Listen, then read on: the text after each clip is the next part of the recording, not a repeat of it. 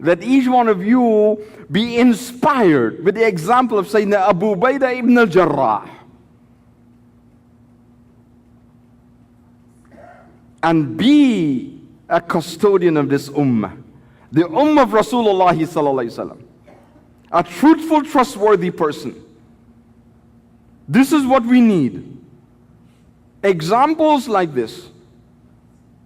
That each one of us can be this example, Aminul Ummah in our family. Be this example for our family.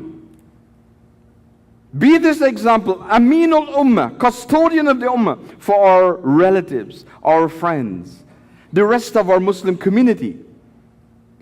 And most importantly, the wider society out there. Aminul Ummah, that when they look at us, they can trust us. When we say something, they know that's the truth. When we do something, they know they're safe with us. This is what we must be.